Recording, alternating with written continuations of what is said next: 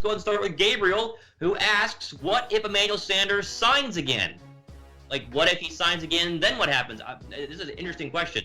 If he signs again, then he'll be a 49er, right? Then we'll have him going forward the next couple of years. I'm not sure the exact intent of this. If we re-sign Emmanuel Sanders, I doubt we add a second wide receiver in free agency. There you go. Is that the question? If we re-sign Emmanuel Sanders, then the wide receiver position is no longer a need this offseason in free agency or the NFL draft. If we don't re-sign Emmanuel Sanders, then we're obviously going to have to look at either a free agent wide receiver or a draft wide receiver. And we'll obviously get into that here a little bit later on the channel. Maddie and Cruiseland ask, any chance 49ers trade their first rounder for Jamal Adams? Can they franchise Armstead and trade up straight for Adams? Okay. Second part of this, yes, they can franchise Arik Armstead. They've talked about franchising Arik Armstead, and he apparently is open to being franchise tagged, which is rare for a lot of players today. Like Jadeveon Clowney said, he does not want to be franchise tagged, so that's good in terms of Armstead. So yes, they can franchise tag Armstead, and they could trade straight up for Jamal Adams with the Jets. Just a matter if the Jets want the 31st pick overall, or if they think they get something better for Jamal Adams. Adams has said he's fine with the Jets, right? There was that whole trade news about possibly the deadline going to Dallas or something like that. He apparently is fine with New York and will play for whoever. It's more of a matter of New York wants the 31st overall pick and wants to go ahead and move Jamal Adams somewhere else. I'd love to have Jamal Adams, by the way. He's way better than Jimmy Ford in terms of potential. I think he's better right now, but the future potential is really, really good. How confident are you with Jalen Hurd? I'm very confident that he's going to play in 2020. There are a lot of people saying, oh, the back injury could linger a little bit. He's going to play in 2020, but it's going to be similar to what Deebo Samuel did, maybe a little bit slower. We forget, Deebo Samuel was not an elite receiver, was not a really good receiver early on in the year. It took a couple games for him to get his feet wet and kind of figure out how to play wide receiver, and then you saw the fruits of that later on in the postseason and obviously late in the regular season as well. It'll be very similar for Jalen Hurd. Think slow start, he gets some touches, but eventually he's going to figure things out. And I hope by the second half of the year, him and Deebo Samuel are balling up for Jimmy Garoppolo. Fong Calvin asks, are you worried that Jimmy G may regress like Jared Goff after losing the Super Bowl? That's an interesting question, actually, because we forget that Jared Goff looked really, really good during the Super Bowl run, not just in that game alone, but in the entire games leading up. If you watch the playoff film from Jared Goff, through the entire Rams playoff run, he was making some big boy throws and looked like an elite quarterback in the making. Same with Jimmy Garoppolo. Now, Jared Goff, a little bit of a dip off. His running game disappeared, and suddenly, no Todd Gurley, and they didn't play very well. The good news is that our running game is not going to go anywhere, so hopefully if that's what Jimmy G is dependent on, don't have to worry about it. But I'd say, sure, maybe a little bit worried overall, but I have confidence in Jimmy Garoppolo, and I think that Kyle Shanahan will make him a sustainable starting quarterback in this league for many years to come. What are we doing with Godwin? So it looks like they're going to keep Godwin. How many of you guys know that Godwin has been on injured reserve, didn't play basically at all this year. He's aging, but he is signed through 2020. It looks like they're going to go ahead and keep him because the cut versus keep money-wise is not exactly a big deal. You might as well just keep him, give him a fresh start in terms of the 2020 season and see what happens. He can still play. He's still a burner, and we could use one of those on the roster, especially if Emmanuel Sanders leaves. You need a third string, a fourth string, a fifth string wide receiver. I think he's going to stay, Domo, and I think he's going to probably play in 2020. Look at that. Okay.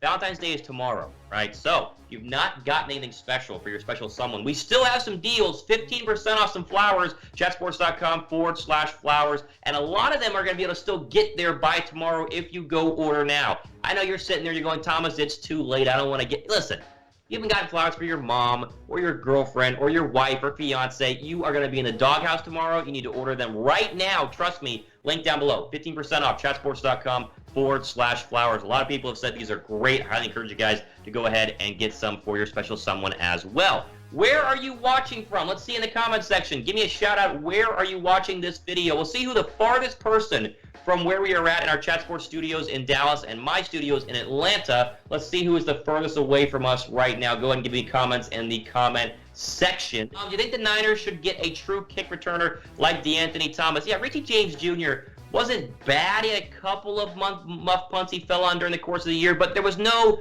big hitter potential from a guy like Richie James Jr. I'd love to see them get dangerous in terms of kick return, but it's hard to do, right? Not every single team has a great kick returner. DeAnthony Thomas could be that, but going forward, there are a few teams that have a true threat at punt and kick returns, and maybe the Niners can squeeze one out in the draft, maybe not. With only 6 draft picks, it'd be very, very hard to do. Don't you think we have enough talent at wide receiver? Samuel, Sanders, Taylor, Hurd, Bourne starting. Okay, well, we do if Sanders resigns. But you do realize Sanders is a free agent, and if he doesn't re-sign, you have second-year Deebo Samuel, basically first-year Jalen Hurd, then you have Kendrick Bourne, who's a restricted free agent, and then you have, aging Marquise Goodwin, and then Trent Taylor coming back from an injury. If you take Sanders out of it, which is the depth chart you see right here, that's not that scary. Like, Deebo's good, and Bourne, not exactly sure-handed, but he's fine. Goodwin, deep threat. Taylor comes back. This is still not an elite wide receiver core without Emmanuel Sanders. That's why I keep saying, if you do not re-sign Emmanuel Sanders, you have got to go out and get another wide receiver, because you don't want to see that regression from Jimmy Garoppolo. If that is the case, it could be because of enough wide receivers. So good question there. I think wide receiver is something you got to do in terms of free agency. The draft is going to be hard to do for your picking. There's a lot in free agency. Go out and get one. 49er fan asked, we need another cornerback to help out Sherm. Yes and no. I mean, Emmanuel Mosley is pretty good. And, Witherspoon is still going to be his backup, and he was good for a couple of games and then got benched because he was bad. I don't think it's a priority. How about that? I think the priority is getting a defensive lineman to replace Arik Armstead or re-sign Arik Armstead, get a wide receiver, and then maybe an offensive line, not cornerback. I think we're okay at corner. Think George Kittle will leave the Niners? No. They are talking about a contract extension with George Kittle this offseason, even though his contract is not due till next year. Here's the deal. Kittle's only going to make $760,000 this year in the final year of his rookie deal, which is an absolute steal for the 49ers, and he's not going to play underneath that. So they're going to restructure him. They're going to give him like $13, $14, $15 million a year, and he will be a Niner for a long time. All right, Niner betting is over, right? You can't bet on any Niner games until, the beginning of next season, but NBA, college basketball, heck, NASCAR starts up this weekend. You guys want to bet on sports? Use our friends BetDSI. 120% deposit bonus whenever you first sign up. Promo code is 49ers. Orlando, a friend of the show, asks, if Joe Staley leaves the team, what would be the replacement? So you're either going to go ahead and just insert Justin School to be the left tackle who was drafted last year, later round, played a couple of games when Joe Staley was down with the finger injury. So the School could be an option in a second year. Or I guess you could draft one at 31 overall. 31 overall is a pretty good spot to go ahead and get an offensive lineman. Remember, 31 last year was the offensive lineman, I believe, was drafted by the Atlanta Falcons. They got him, Caleb McGarry, at number 31 overall. So it's very possible to go ahead and do that. But I think they'll probably just insert Justin School if Joe Staley retires. Are there players we can look at from the XFL? Oh, jeez. Oh, man.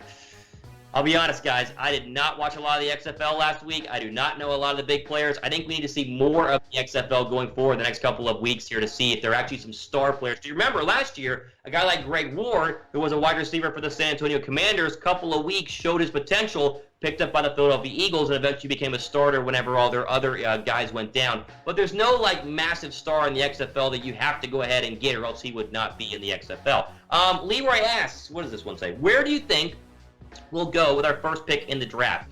Did a video on this earlier, so if you missed out on this on the channel, just go ahead and check the channel out, but I'll go ahead and give it to you guys right now. I think you're either going to go secondary in terms of a safety, so 31st overall is a great spot for Grant Delpit from LSU to come off the board, or if you want to get really, really creative, you go O-line or D-line to replace Armstead or to replace Joe Staley.